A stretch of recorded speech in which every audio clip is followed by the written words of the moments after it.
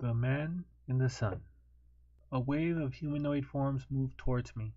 It was difficult to tell what features covered their faces because of the shadows wrapping around everything like masks of silk. All that could be made out were strange maroon eyes glowing with light of unseen flames. Other than their intent, the blood-curdling desire to take what was most important, nothing about them was known. Fear closed all around me with its razor-sharp teeth.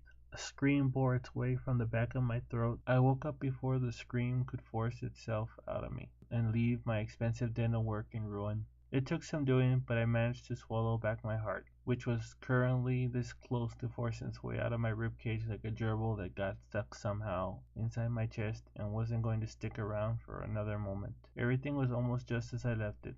The only apparent change was the sun's place in the sky.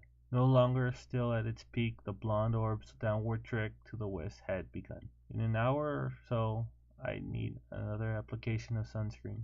There was an abandoned chair to my left, and on it a tall bottle of water glistened with perspiration. My dry lips smacked together.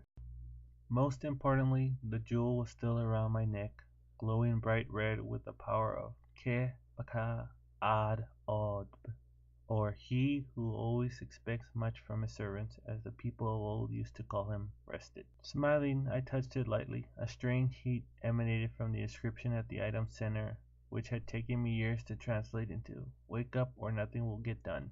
Strangely enough, when the thing was on my chest, I couldn't feel the odd power that filled it, but upon contact with my fingers there was both heat to the point of pain, and an iciness cold enough to leave a thin layer of frost on my fingertips. Absently, I sucked on the numbed digits. It was funny.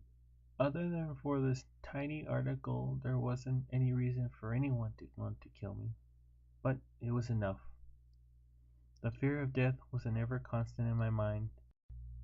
It made it so sleep came only during the day and never before 2 restless nights without it, which wasn't surprising. I was a god now. How many others didn't desire this? None. Mine was a head everyone would be proud to have as a centerpiece for their dining room table. There wasn't a soul on earth who wouldn't want to be in my tightly stretched speedos right now. This will sound crazy, and I'm going to say it anyways. Sometimes I felt the jewel kept me awake, that it filled my body with a nervous energy, something akin to an invisible finger that snaked its way from the ornament on my chest to my mind's control center, and found the on button, which it kept the finger on. Ridiculous, I know. Truthfully, where this idea comes from is a mystery. I can't shake the notion though. Intellectually, I understand it's just a tool, an item to make life better. It should have been infusing me with confidence, not slowly stealing self-assurance away from my body like a parasite devouring the nourishment from my intestines. To think that it controlled me in any way was just absurd. It was my youth that was to blame. So much wasted time reading things with the word Eldrick in them. Whatever the reason behind my insomnia did not matter. It wasn't killing me at the moment, and sooner or later a cure would present itself. The important thing was tiredness came, and the only place I could push it away for a little while was here, where nothing but sand and the occasional dying cactus could exist. Here there was nothingness, and a little piece of paradise I had carved out for myself. For me to be able to sleep, that was all there could be. Really, aside from the constant beating of the heat from the star above and the warmth rising from the ground below, as if the opening to hell was buried not far beneath the surface, it was perfect. And this was good too, because this place was likely the last home I'll ever know. There's nothing left for me back there anyways. I never belonged there. A part of this truth still troubles me. I'm human still, only human, but at the same time the knowledge of the situation numbs to me. The only place the sentiment exists now is far in the back of my mind, where a past that never meant much to begin with lays in wait for a chance to rush up and for a brief moment dance in the spotlight. It's tiring though. Its body weakens as the days go by, and before long there won't be any fight left in it. Then all I'll need to do is drag it up and finish it with a swift twist of its neck. Then I'll be wantless. My body was still foggy with the lack of sleep, but at the moment trying to return to my dreams would have been a useless waste of effort. For me, even in the desert, the Sandman was out of reach. I yawned. My dry throat hurt. Perhaps I swallowed some sand again in my sleep. Speculating was pointless. I'd know soon enough. I smacked my cracked lips together before mumbling something in the ancient tongue. The world vibrated like the controls of those games kids play when their characters on screen take a hit. Surrounding me was a bluish-black light that swallowed up the sun's rays, turning the world into a smear of bright darkness. Before this made my bowels quiver and rectal cavity squeeze so tightly even a group of large inmates at a maximum security prison could not have gotten in.